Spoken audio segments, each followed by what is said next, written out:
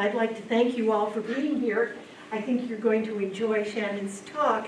And most of you have read the article that was printed in the Addison Independent. You saw her picture and read her bio. So I thought I'd share a few things that maybe you don't know about her. When Shannon was at Middlebury, she was the goalie for the field hockey team. So there.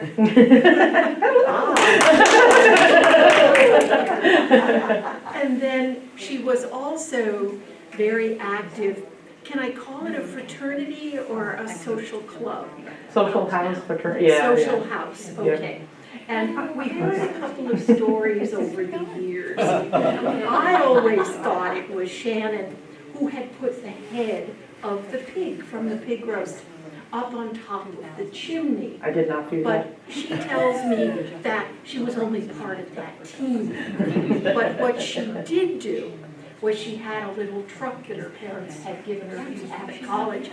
They went and they picked up the pig at a slaughterhouse, and they stood it up in the back of the truck and tied a tarp around its neck. So as they drove back to Middlebury College, it looked as if it were flying. So Shannon has made pigs fly. There you go. On that note, Innovative from an early age. so I'll turn the program over to Shannon and she'll enlighten us. Thank you. So, thank you all for inviting me up there. This is an absolute pleasure. Not only is Marion my favorite aunt, don't tell any of my other aunts that, but also I've been coming up to Middlebury since I was a little girl, so this has a special meaning to me, and then obviously I graduated from Middlebury, so this has very special meaning to me. So I'm a very informal speaker, and I'm happy if you guys want to interrupt and have conversations without. The way that I kind of structured my talk, Marion and I were talking actually at the lake last summer, and we're talking about some of the things that were unique to women in science as they're trying to make their way, and she's like, oh, you need to come and talk with my group, and I said, well, this sounds fantastic, and then as we talked more, she's like, oh, your research is really great, you should tell us a little bit about that too, and all of this, and so I said, okay, do I have 45 minutes or 45 hours? So, so I structured my talk with some of, talking about a little bit about my journey, I think what's kind of unique and special about my journey, and then what maybe unique challenges we face as women trying to navigate this path. And then I thought I'd close by actually talking to you a little bit about my research. So I'm an Alzheimer's disease researcher. I run a research lab currently at Wake Forest, but just got recruited to University of Kentucky to hopefully do some bigger and better things. But we're really trying to understand some of the risk factors for Alzheimer's disease,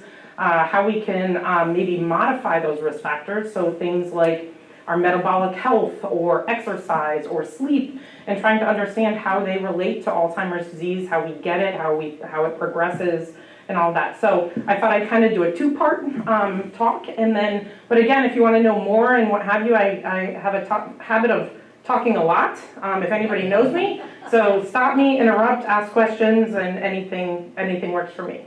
So I think this is kind of, this Dr. Seuss cartoon really resonates with me. So, the places we go. I never thought when I started my career at Middlebury that I would end up being in academia as a scientist running my own lab. I didn't even know you could be a scientist. My parents weren't scientists, they weren't doctors, so it's a little out of the realm, but it was kind of always, despite a lot of hurdles, things that science always kind of pulled me back in.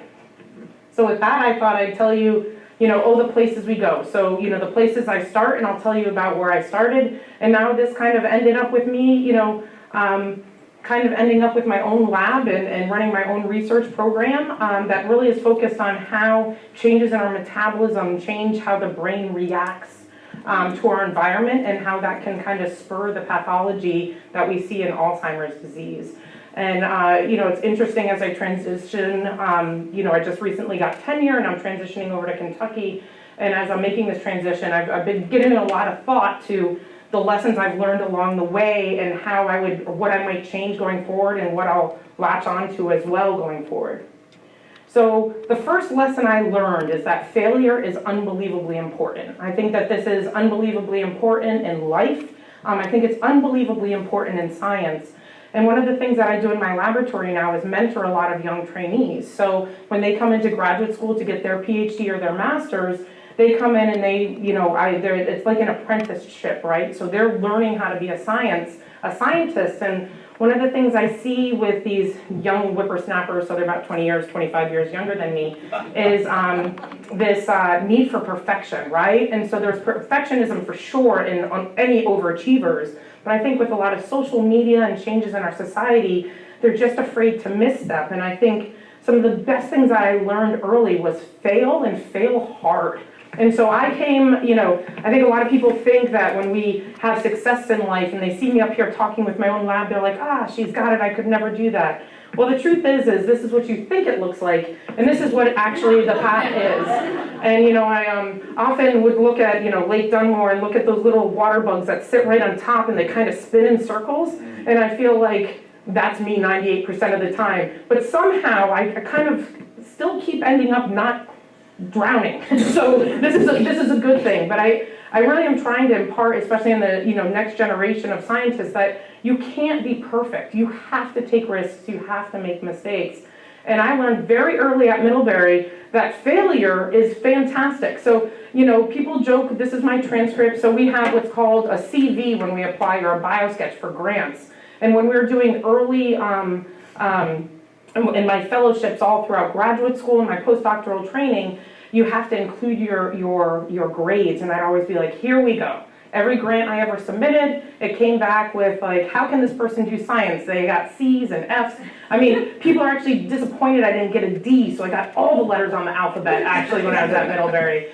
But I think that this shows resilience, right? And so I still graduated as a biology and psychology major. I went on, and then I had to figure out a way to show them that I could do science. And so what I chose to do, I couldn't go to grad school right away because my grades stunk. And so I worked for a biotech company for 5 years, and I published, and I worked hard, and I showed, look, I'm really committed to this. And so I think one of the best things that I learned from my academic journey was that fail hard and fail early. I also learned, you know, when I was a top student, did all the things right, you know, all through high school, and learned in college that I learned differently.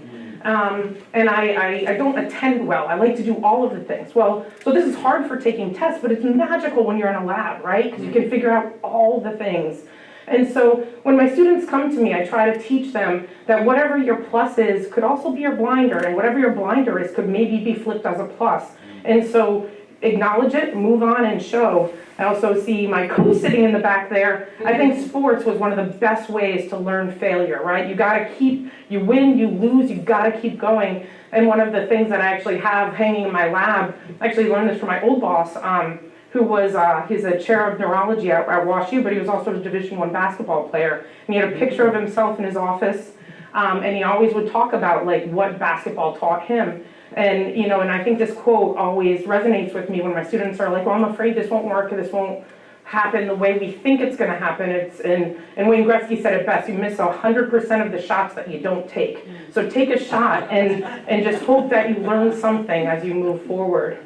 And I think that failure and being comfortable with failure is one of the reasons that I'm so successful as a scientist. So science in general is this idea that it's an iterative process, right? You come up with this idea, you research to make sure it's testable, you come up with a hypothesis, then you come up with ways that you can test it. And I think the most important thing in this diagram is this centerpiece that you have to refine, alter, and reject potentially what you thought was true. And I think the idea that science is never stagnant and it's never done. And you know, even as an Alzheimer's researcher, we get very demoralized with all the failures of the clinical trials, or they don't help everybody, or the therapies, you know, have side effects.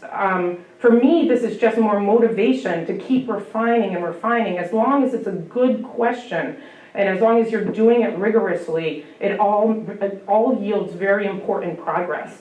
And so I think, you know, failure is science. You can't, if you're, yeah.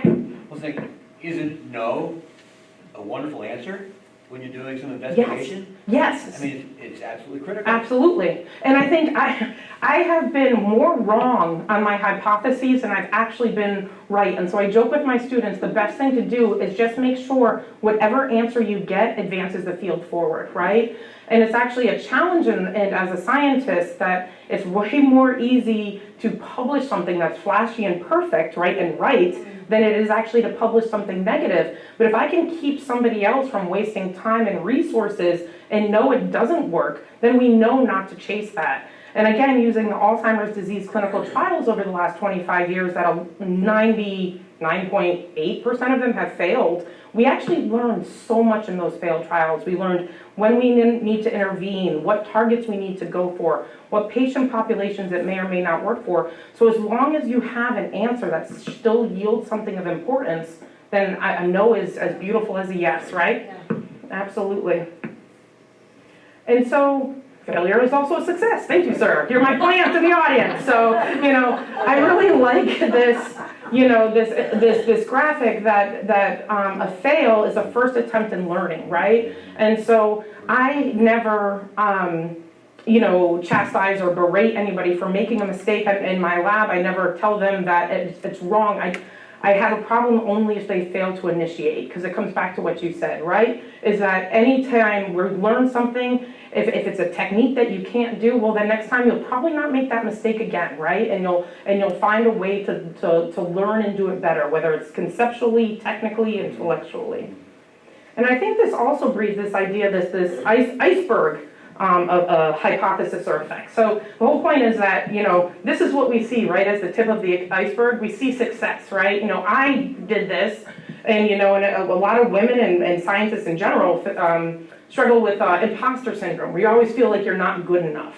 And what I don't think you see often is what's all below the surface. The hard work, the late nights, the discipline, passion, honesty, integrity, and fight, and that's what ultimately brings this success. But success just doesn't happen. There's so much below the surface that you need to have, especially as a woman in science or an underrepresented minority in science. These things are actually greater than those who actually may have more privilege. And so one of the big things that I've alluded to is the ability to take risks. Like, you cannot push science forward unless you have the idea and the confidence and the chutzpah to innovate. And so, again, with this crowd, I don't need to explain Robert Frost, St. Louis and North Carolina a little bit more, but, I kind of live and die by this. 2 roads diverged in the woods, and I took the one less traveled, and that made all the difference. So I always get teary on this. So, your plan is always to go straight ahead in life, right? And it's not that. So life is going to throw you some curveballs, right? You might have to go for a dunk in the swimming pool. You might have to navigate some rocks to get to your ultimate goals. But it's really how you take those steps and all of those, I think, detours on your journey that really get to your ultimate success. And if you don't see them as hurdles or roadblocks, but also abilities to incorporate into your greater worldview, then I think actually it makes you a better scientist. And so my path has not been linear at all. So I came to Middlebury College, back in 1994, 1995 as a Feb, as it were, bright-eyed and bushy-tailed, not knowing what I wanted to do. I thought I wanted to be a doctor one day, a lawyer next, a veterinarian, an architect. And it was Middlebury that really made me fall in love with the brain. I remember sitting in a physiological psychology class, and I remember Professor Drew input a box on the board, and back when there were whiteboards, right, or chalkboards, and then an output, and then just the brain as a black box in the middle, and I'm like, yes, this is it. This is what I'm really excited about. And so that kind of caught my attention. It was late in college. It was after all the failures in science, but it was really the brain that became my passion.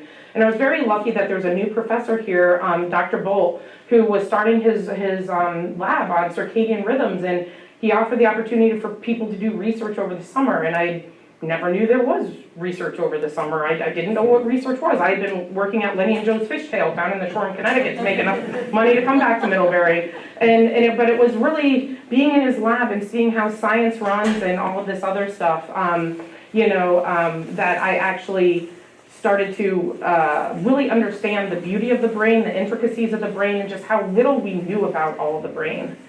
And so it was from there, as I've mentioned, I had my poor poor grades and everything, I had a conversation with my uncle. So my uncle was actually a professor at UC Irvine, but I had no idea that that a professor could be a researcher. I just thought it was the tweed jacket with the leather, and then you get up with your whiteboard and lecture, which is not what I do. And yet my grandfather passed away, and we were sitting talking, and I said, I think I like science. And he's like, what do you like about it? I'm like, well, I love to tinker. I love to take things apart. I love to do the work. And I'm like, but I like to think about it. And he's like, go work for a couple of years. Go see what you want to do. See what you like about this. If you just like to tinker, don't get your PhD. He's like, if you do like the thought process, he's like, get out and get your PhD because you're not going to like people telling you what to do. So I ended up going to Genzyme Corporation. I actually took a temp job to do it because I couldn't get in the door. These jobs are very hard to get. And I started off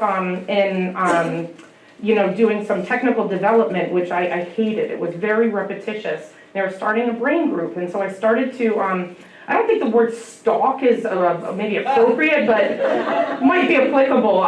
He was a very busy man, but I would walk and I'd see when his mailbox was down, and then I'd just pop by and chat with him. And I knew he was looking for a new research associate, and I went in and I said, hire me. I'll do anything you want. I just want to learn about the brain. And so this is where we started to study rare genetic disorders. And so this was a really great detour, right? So I was, most students go to Middlebury, they go straight to grad school, they know what they want to do and they keep going, but I'd never studied rare genetic disorders. I knew only a little bit about the brain. It was a new group, so I knew I was learning what it took to start from nothing to make something. I was in a biotech company, which has been unbelievably focusing for me because you have to do what's called SWOT analysis, where you do the strengths, the weaknesses, opportunities, threats on any given project. You need to be all in, but you need to be able to shift on a dime. And so it's just a really magical place to start my career. And it was right at a time with science when they were making all of these animal models. So we had just learned how to use genetic tools to manipulate the mouse genetics so you could give the mouse the same human disease. And so this opened up the opportunities to do so much testing. And there were all these models being made, and I just got to sit in a room and see what was wrong with them behaviorally and see what their brains look like. And it was just very, very empowering for me to realize, okay, despite some failures at Middlebury with my grades, this was what I wanted to do. And I also learned a really neat thing. So neuroscientists, this is worst kept secret. We don't think anything exists below the neck. It's like everybody walks around with like a floating head, and you forget there's like a cardiovascular system, there's muscles, there's a pancreas, GI, forget about it, like the head is where it's at. And so I studied these genetic disorders where there was a protein missing in every cell in every body, and so the liver got affected, like the brain got affected. And so it taught me to think about these brain-body connections in a way that most neuroscientists weren't thinking about at the time. And it was during that opportunity that I met actually a researcher at WashU who was a collaborator with us at Genzyme, and he was a body guy, so he didn't think the head mattered.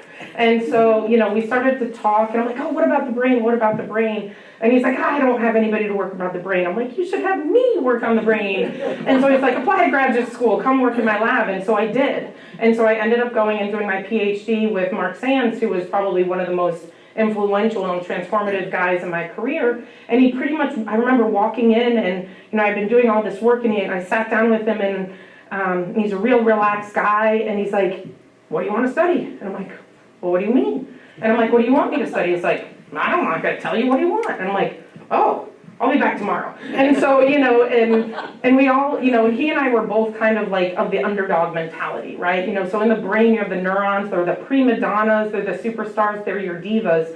But you actually have all of these other cell types in the brains that need or lend support and have really complex dualistic roles that you don't consider, and at that time we weren't considering.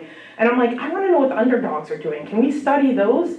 I'm like, and he's like, I don't know anything about it. I'm like, well, neither do I. And he's like, well, let's study it, And it was really fun because it was just kind of a really neat journey to try and understand what these cells might be doing, what they might be contributing to these diseases that were absolutely fatal. Most kids were born healthy, dead by 2. Just devastating. I became very involved, still am, with the rare disease community because they're just devastating disorders.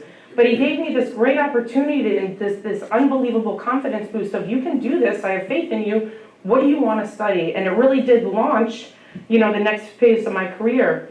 And so with your trajectory in science, you go to college, you go get your PhD, and then you're kind of in this apprenticeship, kind of like a doctor goes to residency or an electrician has to do their apprenticeship before they're a master electrician. And so then I went to do my postdoctoral training with the head of neurology at WashU, who is somebody that has always been a hero of mine. So he was the head of neurology, one of the best Alzheimer's researchers in the world, still is. I'm speaking about him like he's dead. He probably wouldn't appreciate that. He's very much alive and wonderful. And I remember, and a great guy.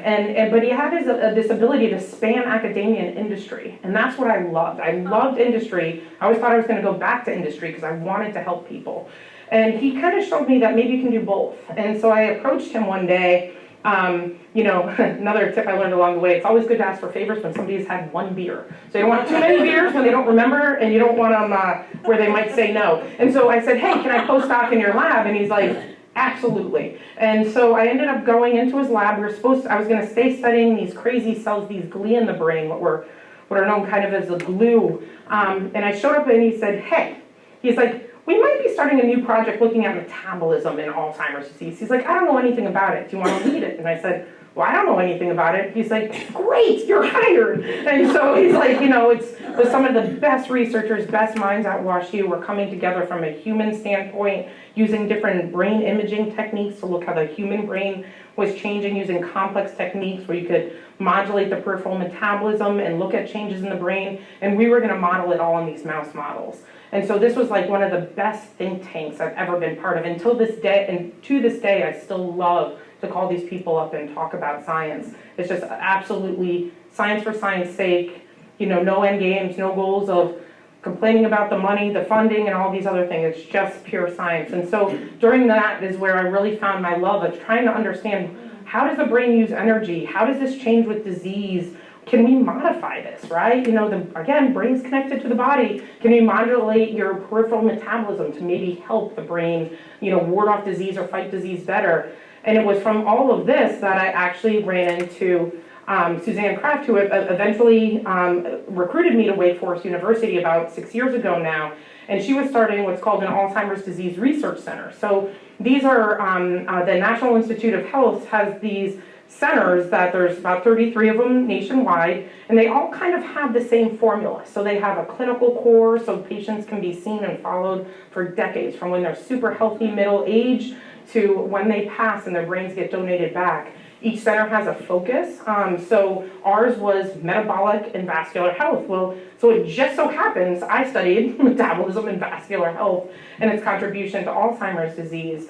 But they have, you know, you can request samples. So if as I said, I model things in mice, but I have the ability to check my work, right? A mouse isn't a human, as we all know, and thankfully that's good because I get really uncomfortable. But, and so you can go and actually see what you find in a mouse actually is found in the biofluids of humans, or could you see it with human data? Could you develop new biomarkers? So where you can take blood from a human and actually test what you see in a mouse. And so they're really great foundational centers to support research. And again, they're just developing one down at Wake Forest. Its focus was metabolic and vascular health because the South is the stroke belt, right?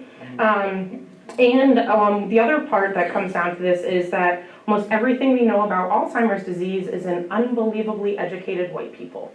So all of our clinical cohorts up until now, and again, Alzheimer's disease starts 20, 30 years before we ever see anybody slip with a memory. And so all we knew is how very educated white people got this disease. And so the goal of our ADRC, our Alzheimer's Disease Research Center, was to trying to get into other populations that were underserved. And so the goal is to get 30% of our participants from rural areas, right? So a lot of the centers were in Boston and Seattle and San Francisco, and you can imagine it's a very particular person that you're picking from these different regions. So one was just rural, city mouse versus country mouse. Another was, getting African Americans, people from Hispanic descent, and just really diversifying our population. So when we do get a drug to trial, we know who it's going to work for.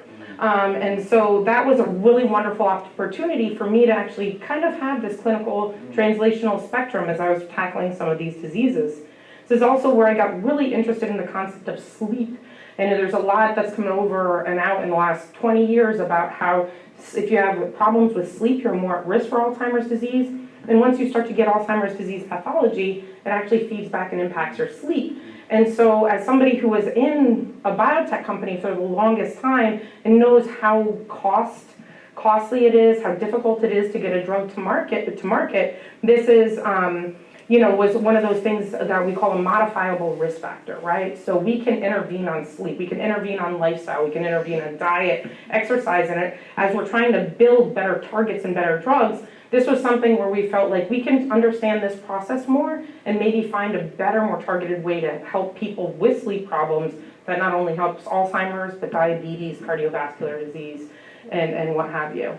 And so again, it was all of these different steps we're building on the previous one, and if I hadn't have taken some of these detours and failed a lot, I probably wouldn't have ended up there. And as I said, the next step for me is this summer my lab's moving to University of Kentucky because it's a bigger research institution. There's more people, I say, to play in the sandbox with. And as we balance some of these complex interactions between metabolism, the vasculature, sleep, there's just a lot more collaborators for us to, I think, elevate our research. So me and my lab are moving soon to Kentucky. So the next lesson that I learned, and this is probably why I'm standing before you today, is that like life, science isn't fair. So being a woman in science, you are just starting way behind the starting line compared to a man in science. And so pretty much what this shows is that even though there's been a steady rise in women entering science and participating in science, the number of degrees, certificates, advanced degrees, money, pay, faculty positions, the gap is not closing. So it's really interesting. When I graduated from college, it was still kind of male heavy on men and women graduating with degrees, bachelor degrees, and then entering graduate school. Since then, that gap's actually closed. So if you look at almost all PhD graduate programs in a lot of the biomedical sciences and especially neuroscience, it's actually pretty 50-50, if not more women entering the pipeline. And then you go from graduate school to postdoc to your first faculty position, to tenure track faculty position to full professor, and it is just a leaky pipeline. And so, so again, I think almost every of those stages, from when you go from a grad student to a full professor, you start to drop by a third.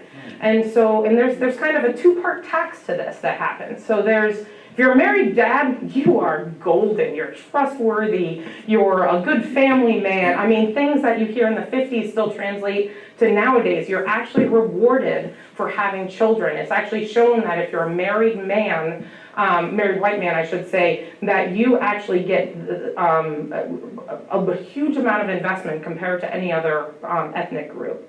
A single woman doesn't fall off the trails as much as a married woman, especially those with children. And so science is not set up to be a married woman with children. I remember when I was in my postdoc, and I guess I had the best mentors. They're unbelievably supportive, and I was pregnant with my second kid. My belly was out to here, and I actually, on my first child, my water broke in lab. I was trying to get one more experiment done, and this was really great because my this was a little karma, because my mentor at the time was an unmarried man in his early 50s, and the whole lab was guys. And so, I went a little premature, but literally was walking to finish an experiment, bent over to put something on a shaking apparatus, and my water broke like something in the movies. And if you ever want to make men run, especially scientists, water, yeah, that'll do it. And so to this day, who I'm very good friends with, Mark, still jokes that this was the most traumatic day in his life. And I'm just like, well, it wasn't aces for me either. But it's hilarious. A lot of women don't go into these careers, or once they make the decision to have children, find a different way to do science. And so there's a mama tax, there's a mother's tax. And so even in my postdoc with Dave, you know, I had the belly out to here, and we're doing these complex experiments where you had to like step up on a step stool, there's a rotating machine here, and you're adjusting something like this. So this is, you know, this isn't brain science, right? There's just, this is gonna knock this over and like send everything flying, and in fact, that's what happened. I remember going into and I was about 8.5, 9 months pregnant now, and went into my boss, I said, I don't think I can really do experiments anymore, and he's like, why?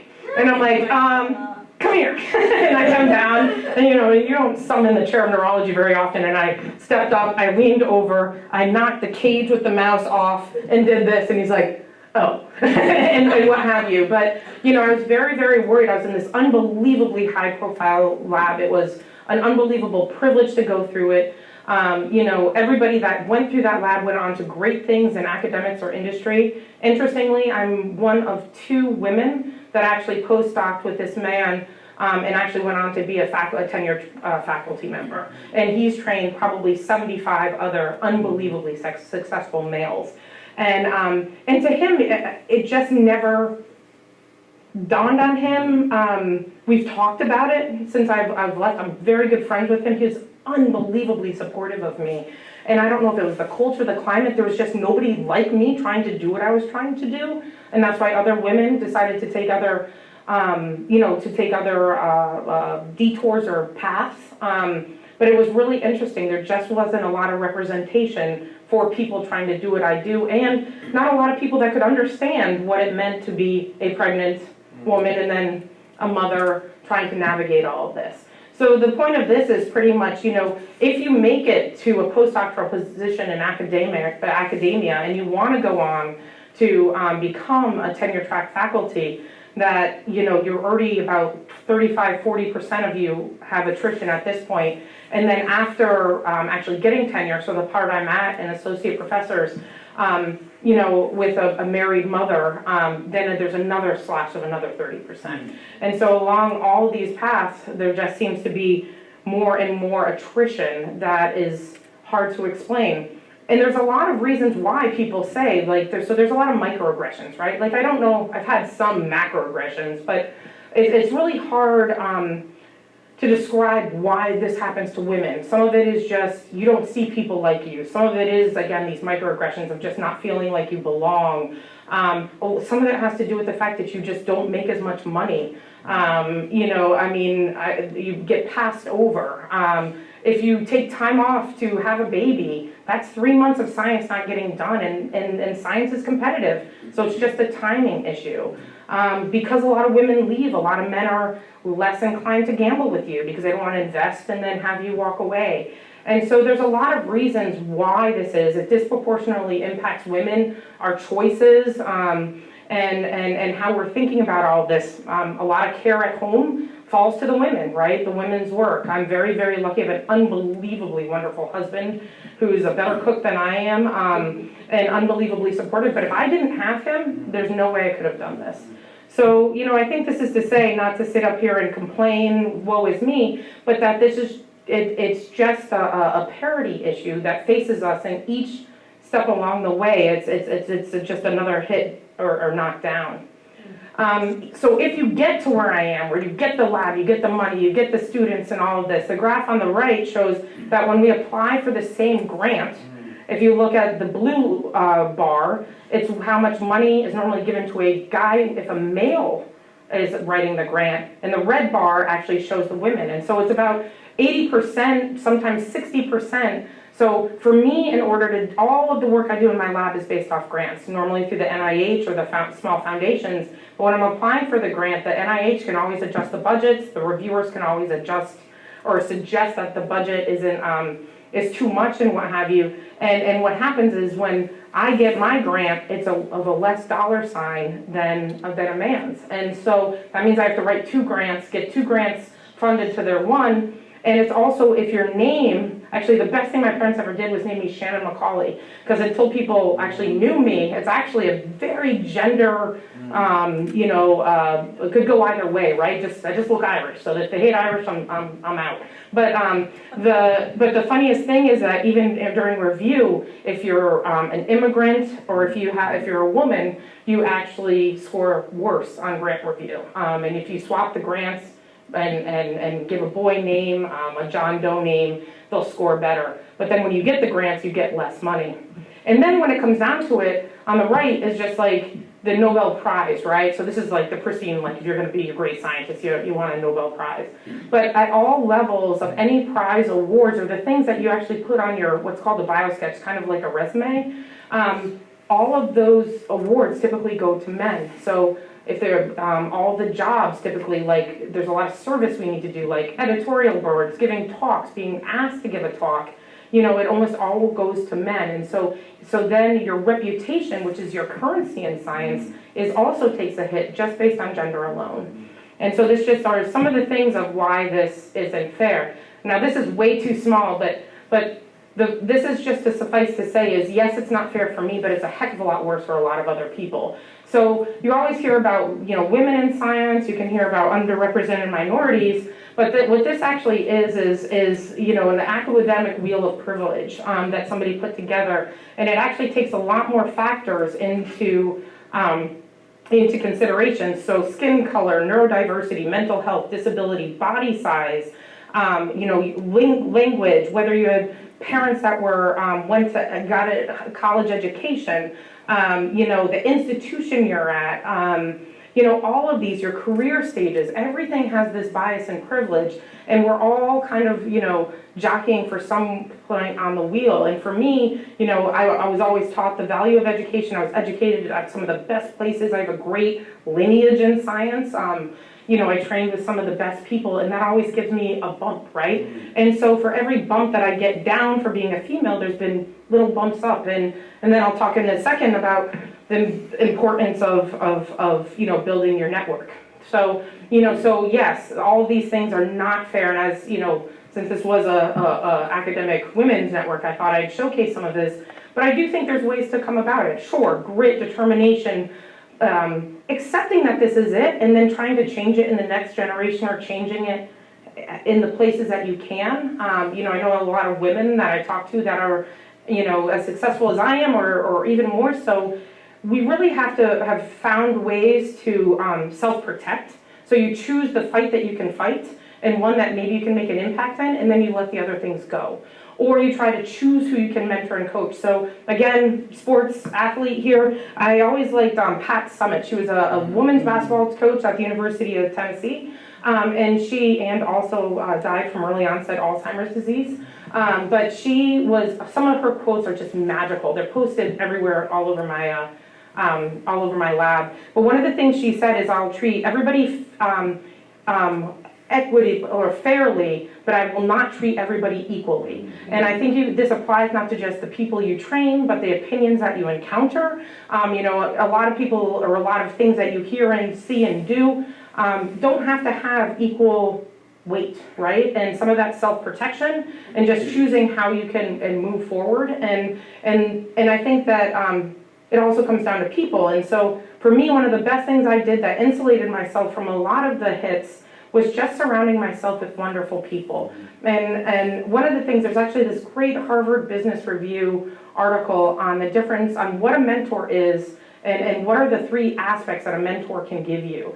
And it broke it down in terms of a coach, a mentor, and a sponsor. And this has really resonated for me as I train so many people in my lab. And so some people you can be all 3 to. So a coach is somebody, who, well, they're sitting in the back of the room, but somebody that can teach you a technique, that can get you through, that can be kind of a shepherd and help you. A mentor is somebody that is a little bit different in the sense that there's maybe somebody you look up to, you watch how they lead, you see how they handle situations, and so they maybe aren't telling you how to do an exact task, but there's something about how they navigate situations that they can help you with very directly or just by watching. And so one of my mentors, Dave, I always you know, I can be fiery, and he's so strategic, and he's so good. And so I always have the WWDD moment of, what would Dave do? You know, like I pause myself, and I take, you know, put my passion down a little bit, and I think, how would he handle this situation? How would he navigate this?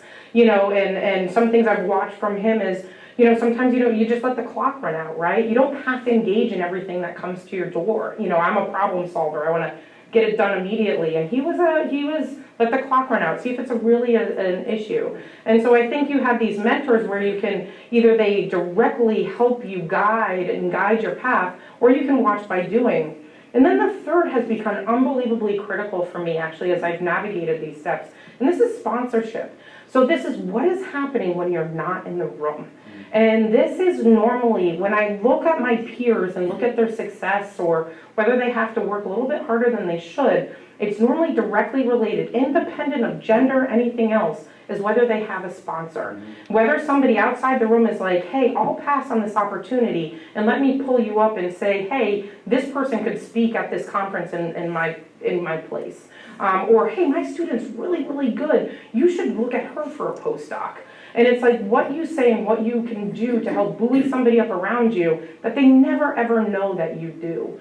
And this is something that I had in spades when I was at WashU, something that I haven't cultivated as well at Wake, and I'm just realizing how important this is when I'm thinking about, as I navigate now this middle career to the next level, how I need a really big sponsor in my corner and somebody to help me. And it's a sponsor can actually sometimes just help level that playing field, so that you're not always behind the 8 ball, but being buoyed up. And I've had some great ones, you know, and I hope I can be great for my students.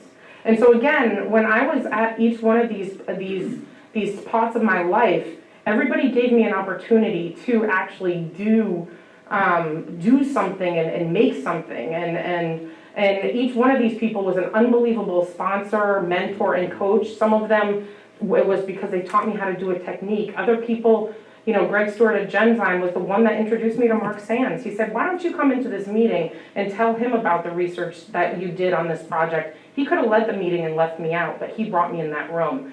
Dave Holtzman, to this day, half the stuff that I get, I'll text him and be like, was this you? And he's like, yep, because he's helping me, because he believes and has faith in me, but it doesn't directly benefit him. So I think one of the things that's, been absolutely fantastic is building a network, leveraging this network, and getting to where you need to go, because academia is a pretty cutthroat phase. And so, so that's where I was going to kind of stop on this. I know, I've talked way too long. And then I was going to kind of like go into some of the research that I do, unless you guys want to stay on this topic or transition. All right, you're done with that one, eh? So, as I said, there's actually a slide that's missing in between here, I think, yep. So as I said, all of this has gotten me to where I am today and where I run a research lab on Alzheimer's disease. And so my lab's, probably in academia, a small to medium-sized lab. We have about 7 graduate students, a good handful of postdocs, some technicians, and we're NIH funded, meaning we've gone through the grants and gotten the money to do all the projects. And we're really focused on trying to understand Alzheimer's disease. And so Alzheimer's disease is characterized by 2 primary pathologies. So, you'll hear a lot of people say, oh, so-and-so has Alzheimer's disease. Well, you really can't be diagnosed with Alzheimer's disease until actually you pass and they do an autopsy. So there's a lot of things that we know as biomarkers of Alzheimer's disease. So we can look at different levels of proteins in your cerebral spinal fluid through a lumbar puncture. We're starting to get to the point where we can use blood to actually look at some of the changes in these biomarkers. There's a lot of neuroimaging techniques. So if you've ever been in a scanner for an MRI or a CT scan, there's some radioactive tracers that bind some of these proteins that build up in your brain, and we can say you're most likely have Alzheimer's disease. But really a definitive diagnosis happens at autopsy. And so you have 2 primary pathologies here, and this is the biological definition of Alzheimer's disease. So you have amyloid, which is these extracellular, so they're outside the cells, buildup of this protein called A-beta. And then you have neurofibrillary tangles, so you probably have heard of plaques and tangles, and these are actually proteins that build up within neurons and actually kind of act like I think of the amyloid plaques as kind of like a Jersey barrier. As one cell is trying to talk to another cell, they can't get past that barrier. And then the tangles are actually the proteins that build up and actually make the cells go haywire. They just can't function autonomously and do what they're trying to do. And so at autopsy, you have to have these two pathologies in order to have Alzheimer's disease. And what also we see with Alzheimer's disease is this severe neurodegeneration where the brain starts to shrink. And you see this not globally within the brain, but very specific regions called the cortex or the hippocampus. And these are the regions that are really important for learning and memory and executive function. So it's really these combination of pathologies that really give rise to Alzheimer's. And what we've realized actually over the last 20 years, again, speaking of failed clinical trials, is that it's more than just more than amyloid and tau. And so what we found is that there's all these other changes that are either causal or in response to these changes in protein buildup that really are probably more pernicious to the brain than actually the buildup themselves. And there's actually a lot of data that almost suggests that some of this buildup of amyloid in those spaces between cells in the brain is actually protective. Like if you get an infection in the brain, it's kind of like, if you ever watch the Holy Grail, none shall pass here, and you kind of trap that little invader and keep them from spreading and doing colossal damage.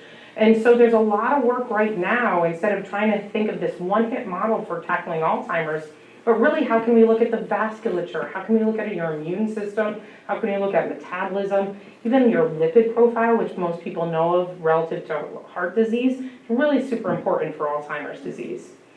And so one of the things that I've always been struck by in Alzheimer's disease is this is just a graph of how all these biomarkers change. And so this red line right here is actually when somebody comes in and says, I think I have a memory problem, or more than likely, your loved one is saying that you have a problem with memory. And if you then count back on that bottom horizontal axis, 10, 20, 30 years, this is what makes this disease so hard to treat, is those pathological changes happen at my age, but you don't see the consequence 20 or 30 years later. And so what we're trying to do as a field is keep walking back the line to figure out how we can figure out those early changes and either stall the progression, cure it would be great, but stop it, right? Or slow the progression. How many people would love 5 more years back of good cognitive ability, right? So, and so we're trying to understand how all of these change super early on in order to really understand how this disease progresses. And if you look at a lot of the clinical trials, they didn't necessarily fail because we're chasing the wrong thing, but we're chasing the wrong thing at the wrong time. So for example, a lot of the therapies, if you follow the literature right now, is amyloid deposition, so those amyloid plaques. And so this is when somebody gets diagnosed, and you can see that it peaks and plateaus. So if you do a therapy when everything's already there, you can't move the concrete barrier, right? It's not going to happen. So that's why the drug trials are going earlier and earlier and earlier with the same target, because you want to catch it on that upswing and stop it before the upswing. And then, there's a lot of trials right now. There's some great stuff that just came out in ALS, like targeting tau. And it's this change in tau that happens a little later, and this just means your memory complaints. But you can see that those curves go together. So it's really changing tau that's really going to change, and those neurofibrillary tangles in the brain is going to change our memory. And so, so we're learning a lot of this has come out over the last 10 years, really understanding how these things change. And then one of the best things that's come out probably in the last 20 years is just how much we can change, right? So we can't change the trajectory of Alzheimer's disease after somebody has memory complaints at this time. I long for a day that we can. But what we do know is that there's a lot of risk factors for Alzheimer's disease, and it's all those things that your doctor tells you, eat an apple a day, don't sit on your butt, get good night's sleep. But all of these are lifestyle or modifiable risk factors, modifiable lifestyle factors that we can explore. And so we've become really interested on, okay, why is something like sleep so important? Why can you modify this and push pathology? But then also conversely, why, if you have type 2 diabetes or cardiovascular disease, is it so bad for Alzheimer's disease? And so we've kind of been trying to tease apart all these different pieces to look at this. And so again, the idea is these risk factors are going to push when you get the disease, how quickly you go through the stages of disease, and whether you could respond to a therapy, actually. And so we want to know more about these risk factors. And so my lab studies a ton with type 2 diabetes and Alzheimer's disease. So type 2 diabetes, you know, we learned in the late 90s was a risk factor for Alzheimer's. So if you have type 2 diabetes, you're 2 to 4 times more likely to get Alzheimer's disease.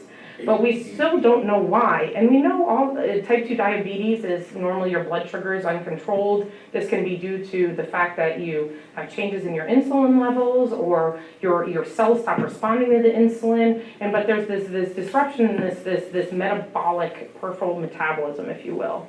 And so we started to ask questions about how changes in glucose or blood sugar, insulin, or even this concept of insulin resistance. So if stuff stops responding to insulin, what does this mean for the trajectory of Alzheimer's disease? But then we also started to make observations that once you have these amyloid plaques and neurofibrillary tangles, it's very metabolically demanding. So your brain's trying to do its thing, but now it's got roadblocks, it's got, you know, it's like if you get your kids sugar and then you like blindfold them. That's what your brain's trying to do the same task, right? And it doesn't work very well, as one can imagine. And so, you know, so trying to navigate how just the pathology of Alzheimer's disease can maybe put you at risk for other diseases. And you wouldn't even know it. And so what's our approach here? So we use animal models. So we use these little mice that we know from years and years of research how some people get Alzheimer's disease. There are actually familial forms of this that are genetic in nature. And so we can take those faulty genes and put them back into a mouse and actually make that mouse get pathology. And so we can make an amyloid, a mouse get the amyloid plaques. And we can make another mouse get the neurofibrillary tangles.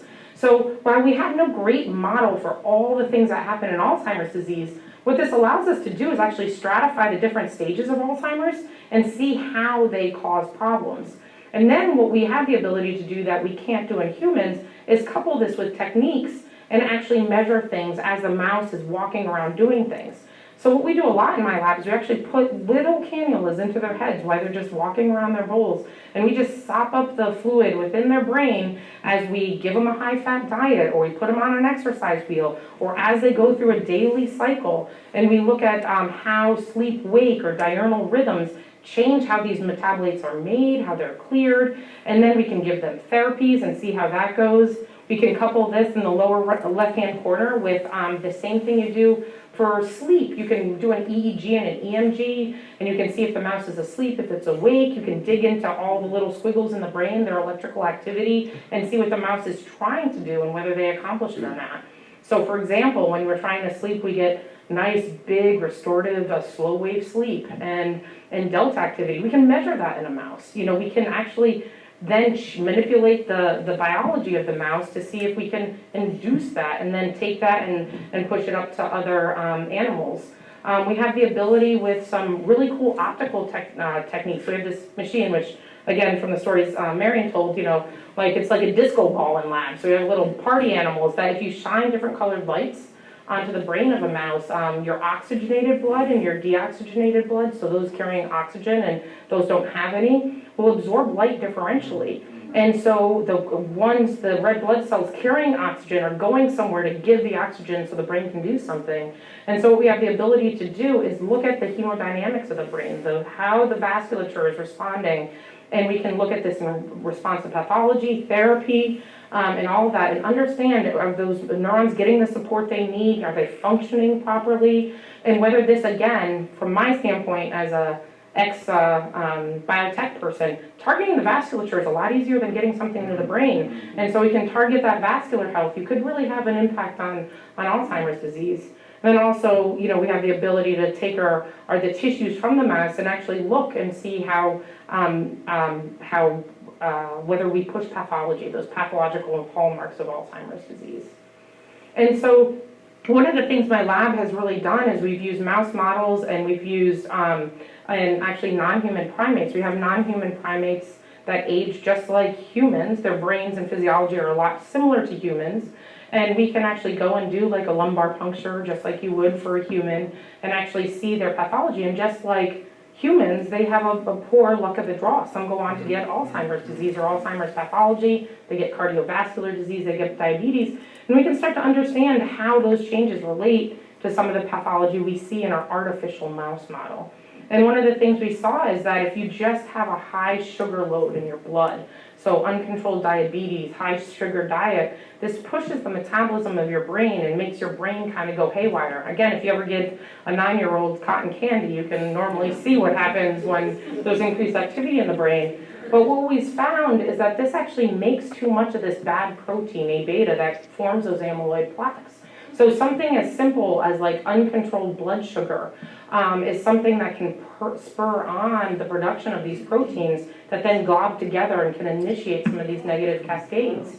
So you can imagine something as simple as somebody, if you have type 2 diabetes, really tight glycemic control, right? So keeping your blood sugar really controlled in a range, or changing diet. So I'm sure a lot of people have heard of a ketogenic diet, which is super low in sugar, high in fats. Actually, there's a lot of data that suggests that could be very helpful for individuals who are trying to manage their diabetes and also maybe ward off Alzheimer's disease. And so there's a lot of things you can do. It's not a cure, but again, if you can push that needle and get a few more years, then this is something that might be overall beneficial. So yeah, so we really try to understand how changes in metabolism, neuronal activity, and Alzheimer's pathology really interrelate. And so we've actually taken this one step further and really started to think about metabolism and the brain's excitability, neurons firing or sleeping, right? And we know that we have a daily rhythm, right? When we're up, we should be active, our brain should be active, they should be metabolically active, and during wake. But when we go to sleep, it's actually the opposite. Not only do you turn your brain off, but there's innate clearance mechanisms in your brain that kind of bulk flow wash out all the garbage. So it's like you're power washing the deck of your brain every time you go to sleep. And those really big, slow waves actually are very restorative in clearing out a lot of the toxic waste that built up. And so one of the things we started to understand is, okay, we know these three things are really integrated with one another, but what happens when it's disruptive, right? So again, we know in Alzheimer's disease, if you have changes in sleep, that you stay up more, so you're making more bad proteins, but you're also clearing less. And so it's this balance, this seesaw, that we think spurs on pathology.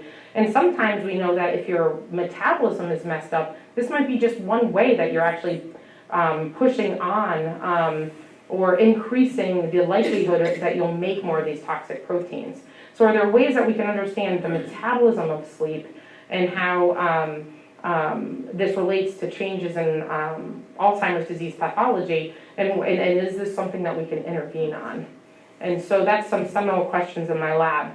I'm thinking that this was, yeah, so I might actually stop there looking at 8, that it's 8 o'clock, but you know, what we're really trying to understand is things like, if you have dysregulated blood sugar, can we find a way to restore that? How does that push your brain awake? We found some metabolites that are made when your blood sugar is high that actually the seizure field, for example, has targeted because they know that this is made when you have too much activity in your brain.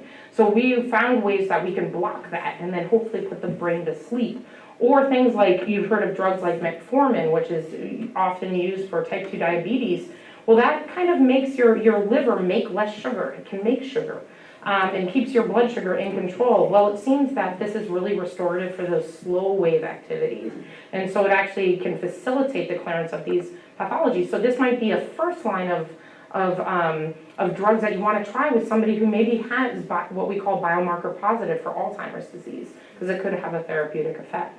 And so what we're trying to do is use all of these models to understand how all these pieces fit together in order to help Alzheimer's. And so with that, why don't I stop so I'm not keeping you here all night, but yeah, but thank you. So I don't know if anybody has any questions. So.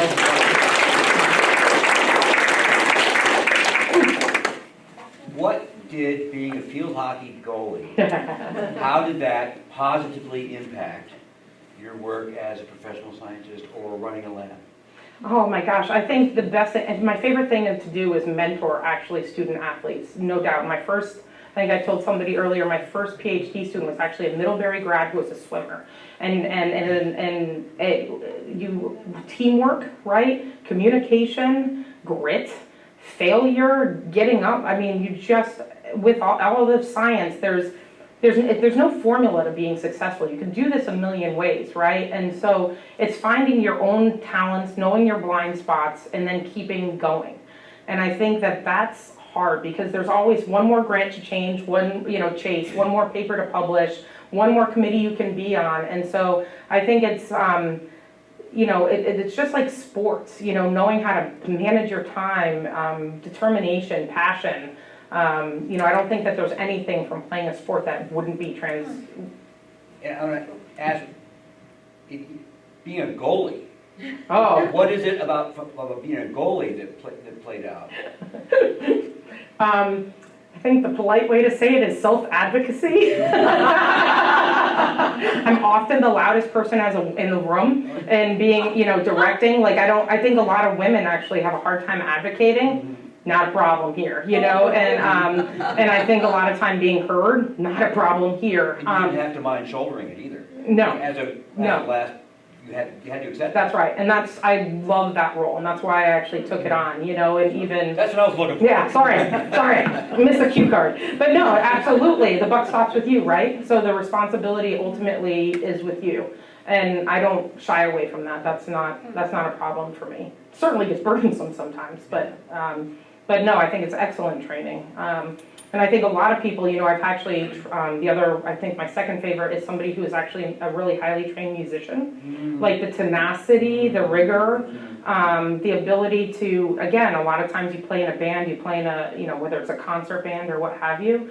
But there's just, I think also the delicacy of the hands. Some of my best technically gifted individuals were piano players. I mean, they just are magical with, mice, they're small. Their vessel's small, surgery's small, And so I think, seeing, but the dedication it takes to master something, it doesn't matter what it is. Right. But I do think there's a piece of like a grit and getting down and getting back up with sports that is fantastic. I always know if somebody played a sport competitively, no doubt. Yeah. Yeah, so you were on Science Friday with Ira Flynn, Yeah. correct? Twice. Yeah, and Yeah. what were the topics? What did you talk Yeah. about? What was it like? What was Ira Flynn like? Well, he was awesome. So the NPR. NPR, yeah, Science Friday. So he's fantastic. So the first time, I don't know how, again, this is this sponsorship thing. I don't know how they found me, but the head of an institute at MIT put out this really amazing paper that said that if you flash lights and auditory sound to a certain rhythm, that it entrains the brain. So talking about how our brains, like kids on candy, going all over the place. She had published some papers that at this specific frequency that you can actually kind of tune the brain, almost like you would an orchestra, right? And so very provocative and so I was a junior, I think it was in the first or second year I was at Wake Forest on my own and it was live. And I'm actually, I can be a little off color sometimes. I have I got a sailor mouth, not gonna lie. And so that was nerve wracking. But it was really great actually. Again, once people start talking science, it's just super fun. And so that was really great. The second time was even neater though, because they had reached out to me. There's a paper that came out that was right up my wheelhouse, and they asked me, what I thought about it, and they caught me at a time that I wrote back a diatribe on like why I thought it was really cool, what the problems were, blah blah blah, blah and all this. And so I actually emailed and he said, hey, can I just have a conversation with you about it so I understand all that you wrote? And so it was like in my office, 7 p.m. on a Tuesday, and we're just on a call and they recorded it, and I had no idea that it was really, this is a funny story because we're visiting my sister up in Maine, my mother and my father and I was on that Friday, and I knew that maybe some bits from that conversation were going to help explain the paper, but the guy that they interviewed and who wrote the paper didn't really have, I think, much presence or what have you, and so somehow Ira and my conversation was like the whole thing about this. And it was just, I mean, he's really great, like one, fantastic sense of humor, best dad jokes I've ever heard in my life. But also he's just a really curious, he's really sharp. And so it's just a really neat, organic conversation. Yeah, so it's really neat, so, yeah, but, Very cool. yeah. I wondered if you ever tap into the Baltimore longitudinal aging study. Yes, I have. So I'm one of your subjects. Oh my gosh! Yay! Yes! My husband and I have both participated in that study. Yes! I've been in it for about 30 years. That's fantastic. I've actually, like, so one of the heads that runs that study, so there's these great clinical studies. So one of the things that we're always looking for in Alzheimer's world are these longitudinal aging, is how do you healthy age? Why do some people age better than others? What are these factors? So the Baltimore longitudinal study of aging is one of the best. I think it's been going on for maybe 40, 50 years now. Longer. Yeah. It's gone on for 100 years. Yeah, and so, and they just follow people, and then as we develop new biomarkers and new tests, they go in and they'll add that to wonderful volunteers, and so we get more rich data. So, yeah. We just participated for 3 days Mhm. about a month ago. And they test you on Yes. every possible thing. It's quite a time commitment and burden for, It is. I mean, it's such a gift to us, so thank you from the bottom of my heart, because we can't do what we do if we don't have people like you that are doing this, right? But it's actually interesting, when my first paper came out during my postdoc, which showed that if you increase blood sugar, it produces more of this pathological protein. We actually reached out to this woman, Lori Beeson Held, who's one of the folks that actually plays with a lot of data that comes out of that study. And I asked her, I said, hey, I'm like, what's your data say with type 2 diabetics and Alzheimer's? Because there's a lot of controversy about that. She's like, we really don't see people with more amyloid plaques in the brain. But if you follow an individual who has type 2 diabetes or pre-diabetes, so before it's controlled, that the amount of A beta they make and the rate of accumulation, it's accelerated. And so the reason that we think a lot of the type 2 diabetes literature gets muddied is because you treat it, right? And for, and so you take away a lot of those, insults, right? But it was like one of those that it was such a great check, because I'm like, okay, this isn't something artificial in a mouse that we don't understand, right? And then there's a lot of papers that have come out that have, from other cohorts that are similar to that have actually seen the same thing. But it was, once I saw those, she sent me those lines, I'm like, yes, we're onto something here. So thank you. Well, it's a thrill for me to know or to hear your work, because we've always participated, but never known where all of what we go through goes. Oh my gosh. So it's totally cool to hear you. No, it's absolutely amazing. I mean, just being able to know, like going back to this, like the biomarkers, some of these trajectories, just knowing that, again, like if you take somebody's CSF, which a lot of people in this study have, and that this drops because it all gets trapped in the brain, that was from actually your study. We had no idea. We would have thought that you'd make more and it would end up in other fluids, but it was one of those things that no, it actually gets trapped in the brain. And so us learning how the disease is going, but not only how the disease happens in the brain, but how we then measure it, because we can't just go in and poke people's brains. We can do it in mice, but people are kind of averse to that, so and we appreciate that. So, so this is great. Yeah. One of the final parts is that they want you to, of course, donate your brain.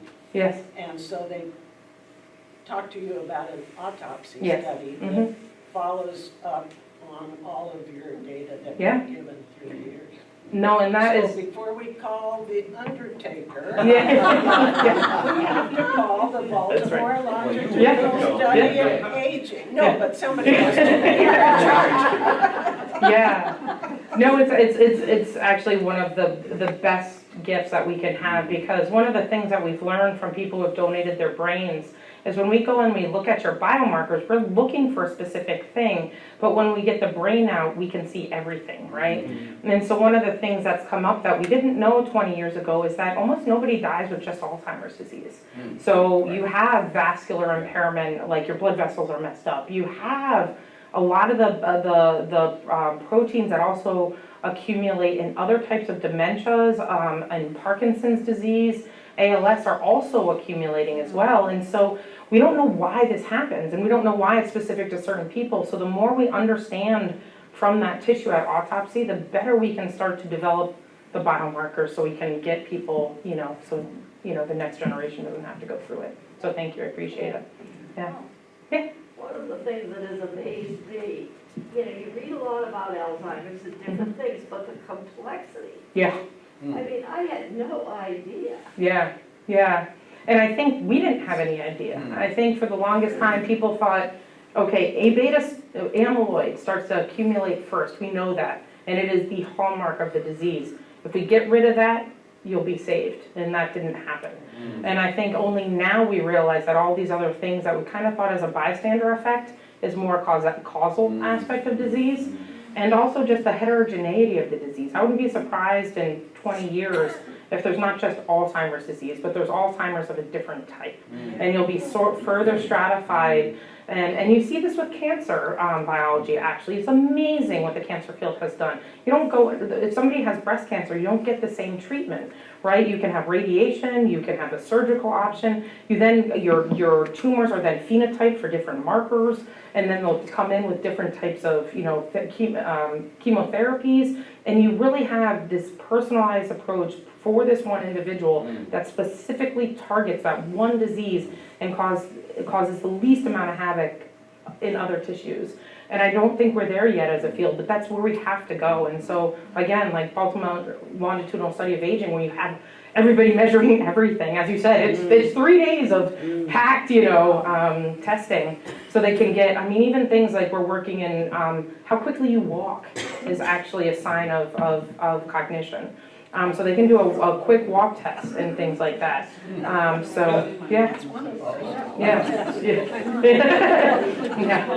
You don't have to run a marathon, you just say, no Ironman, but, again, quick walkers do better. They do better surgical outcomes, something so simple as a walk test. Yeah.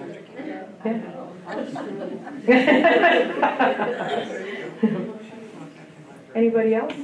I was just going to make a comment, especially in your early slides. I do a lot of work in the arts, theater, opera, those things. And so many of those things you were talking about in terms of success and failure and trying things and risk-taking and all the things that are under, the success at the top of the iceberg. You see that final show on stage and have no idea all the things you've gone through to get to that point. And you don't really want the audience to know almost. You kind of want them to appreciate it, but at the same time, you really just want to get that theater high when it's opening night, and somehow you've solved all those problems along the way. And I, never quite thought about the arts and science and sports and so but the people who are successful, and I mean successful by being willing to fail and take risks along the way, have a lot in common in any area in life, really. 100% agree, and I didn't mean to be, I just spoke, but yes. To put no, you're right. What you were saying. No, absolutely. I like embracing it and thinking, we all, I think a lot of times people think that people who love science or sports or arts are so different. No, and we're not. No, I agree, and it's just playing to your talent, right? And your talent is different, but the process is very similar and the same. And one of my favorite people actually at Wake Forest her name's Christina Soriano, and she does research with one of my other favorite people, Christina Hugenschmidt. And Christina Soriano is a dance professor. Christina Hugenschmidt is a neuroimager. And so they've realized that if you have a group of people that come together and dance, so it could just be movement-based or funny, you can't help but relate to your person in that room. You can't help but feel good to move. You can't help but giggle as you try to do a dance pose when you're 75, right? And they came together to see if some of these dance or movement-based interventions, free movement, not walking or whatever, could just be something that's beneficial for Parkinson's and Alzheimer's disease. But it was led really by a dance instructor, and then her friend, who's a neuroimager, said, hey, I can measure that. I can put them in a scanner and see the parts of the brain that light up that we know are good for this, good for that. And some of their interventions are just magical. But I absolutely, and she's fantastic. yeah, too much of a side note, but my husband teaches science at an arts-based school. And so we're all about the STEAM, put the A in STEM, right? And her students are in his class, and their poise, their ability to interact, work in a team, their drive are just, unbelievably impressive. I agree with you. I think anything, you find your passion and you push it. And if you learn that, then it's transferable to anything. And I found a lot, I do a lot, I try to mentor a lot of teenagers who Mhm. come into the theater. And Yeah. these are often quirky kids. Mhm. They're not particularly academically No. oriented, and they're often not sports oriented That's at right. all. And they just sort of, Mm-hmm. get left out a Yep. lot. Yeah. But you bring them into the theater and you give them some responsibility, and suddenly they're shining. Yep. And they love it, their parents love it, and That's absolutely- it's a yep. great thing to see. Absolutely. Couldn't agree more. Yes, absolutely. All right. All right. Thank Thank you. Thank you for the opportunity. You lived up to all of our expectations. That's good. Great. So thank you so much for coming, everyone, and look for our speakers next year.